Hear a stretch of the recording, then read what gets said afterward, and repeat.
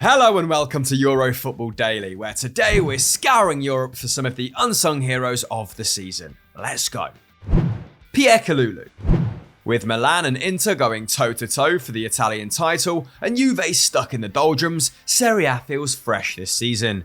And while English coverage of the Scudetto race is understandably focused on Tomori, he's not the only Rossoneri player to deserve attention. At 24, the former Chelsea man is nearly 3 years older than defensive partner Pierre Kalulu, who, before this season, had a total of just 7 starts in Europe's top 5 leagues, and is new to the position, having spent most of his football education stationed at right back. A Lyon native, Kalulu is a graduate of the club's famed academy, which also produced Aouar, Benzema and Lacazette. But he never appeared in Ligue 1 for Les Gons, leaving the club he joined as a 10-year-old for just £1 million in 2020. As it turns out, a wise decision, with Romagnoli's fall from grace and Simon Kjær's cruciate injury catapulting him into the Milan lineup over Christmas. After just 2 years in Italy, Kalulu looks set to win Serie A in his first campaign as a regular, helping Rossoneri break an 11-year title duck in the process. And he's not a bit part player. If Milan do win the Scudetto, it'll be on the strength of their defence, with 4 Italian sides scoring more goals, but only 1 conceding fewer than their outstanding 30 and 35. While across Europe's top 5 leagues, only 4 of 98 sides have allowed less expected goals to date: City, Liverpool, Napoli and Atletico Madrid. If you didn't pay attention to Serie A, you might expect that to be a product of traditional Italian deep block defending,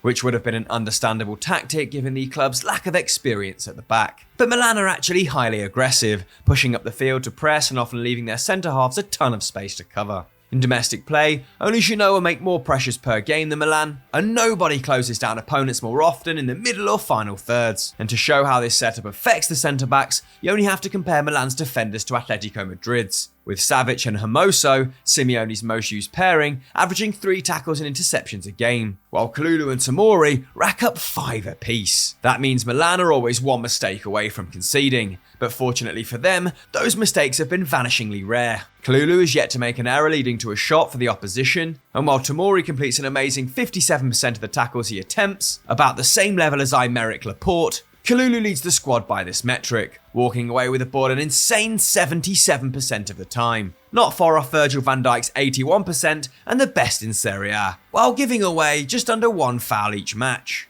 So Kalulu is clearly a talented ball winner, but his training as a fullback makes him useful on the ball too. His distribution is solid, ranking in the upper third of defenders for pass completion and progressive passes, and he's again the best at the San Siro when it comes to long balls. But he really comes alive when space opens up in front of him, carrying the ball further upfield and into the final third more often than 90% of centre-backs, and frequently bursting into the danger zone himself. In the long run, that dynamism might see him return to the flank, while his 5'10" stature and poor 44% win rate in the air may also hamper his ambitions in the heart of defence. But the Frenchman has shown remarkable skill and maturity in one of the most cerebral roles in the game, and has subsequently earned his place at a great European club.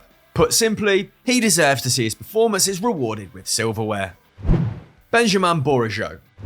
The top scoring sides in Europe this year are mostly the usual suspects. The top 5 are Bayern, Liverpool, City, Dortmund and PSG. But coming in unexpectedly in 6th are Rennes, now coached by ex-Lyon boss Bruno Genesio, who are averaging a massive 2.2 goals a game to outpace Real Madrid and look set to ride their whirlwind front line to a Champions League spot. Leading that attack are Gaëtan Laborde with 20 goals and assists in 29 starts, and Lyon cast-off Martin Terrier, who has hit 21 in league play to rank joint 8th in Europe's top 5 leagues with Erling Haaland. But the star is creative dynamo Benjamin Bourigeaud, a 28-year-old in his 4th season with the Rouge et Noir, and one of the most consistent contributors in France, having missed just 6 games out of the last 149. Mostly deployed on the right but comfortable anywhere over the halfway line, Bourigeaud has racked up 9 goals and 11 assists in Ligue 1 so far this term. And his teammates are actually converting the chances he makes at a below average rate, with an expected assist total of 12, the best mark in Europe ahead of Trent Alexander-Arnold.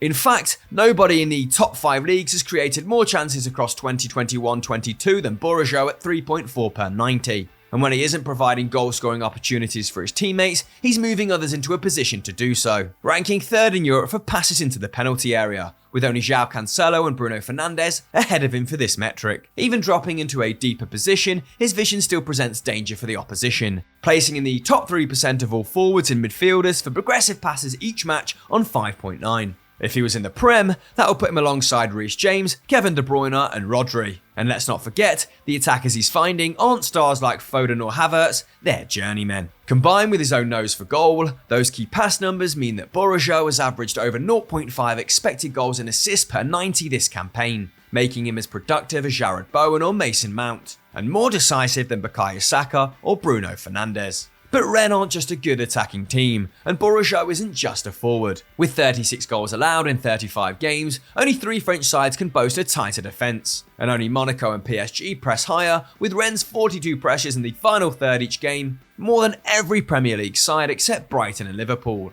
That means a team-wide commitment to closing down, and Bourigeaud more than pulls his weight, with 17 pressures a game and nearly 3 tackles and interceptions. Not staggering, but a key contribution in helping Rennes pin opponents back, and one of the reasons the team spend as little time in their own third as PSG do. If he was 5 years younger, Bourigeaud would be a target for every top side in the game, with De Bruyne-like numbers and a phenomenal fitness record. And though at 28, he's unlikely to get a major move, his contract expires in 2023, meaning a big contract could still be possible.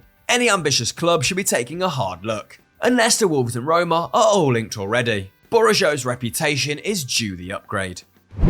Tammy Abraham.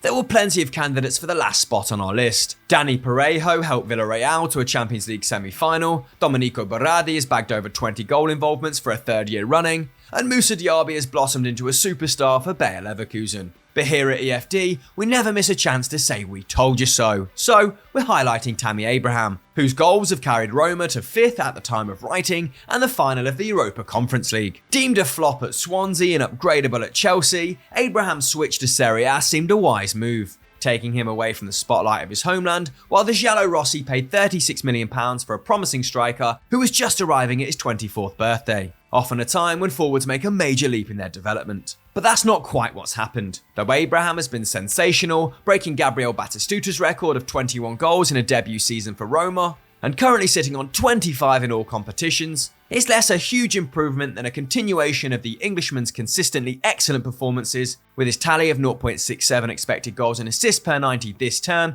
exactly in line with his last 2 campaigns at Stamford Bridge. In fact, Abraham's finishing this season has actually been at its worst since he joined a top-tier team in 2019, with his 15 league strikes coming from 19 expected goals, while he's also produced fewer shots than before at 2.8, down from 3.6 in West London. What's changed then is 1, he's playing week in, week out, and 2, that his game is now more varied and unpredictable than ever before. Though he's getting fewer attempts of his own, Abraham has stepped up in his link play, completing over 1 key pass a match for the first time in his career, and so far delivering 4 assists in Serie A. Not incredible, but already the best mark of his career. He's also playing more forward passes, balls into the box and crosses, showing a willingness to move deep or wide and turn provider. And as a result, only Inter and Milan take more shots per game than Mourinho's side, while only Inter and Atalanta put up more expected goals. Abraham is also working harder, compensating for fewer pressures per 90 by doubling his rate of tackles and interceptions. And like Lukaku and Dzeko before him, he's a more physically dominant presence in Italy than he was in the Prem, managing over 1 dribble a match, upping his aerial win rate, and ranking in the top 20% of strikers when it comes to getting dispossessed.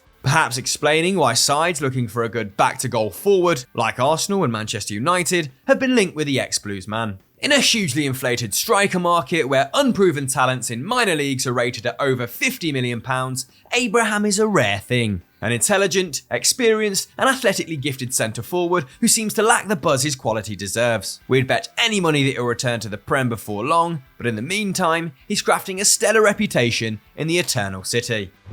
So team, that was our 3 underrated heroes for this season, but can you think of 3 more? Let me know in the comments below and we'll potentially run up a part 2. We'd be really grateful if you could like this video and subscribe to the channel with notifications on, and we'll catch you next time.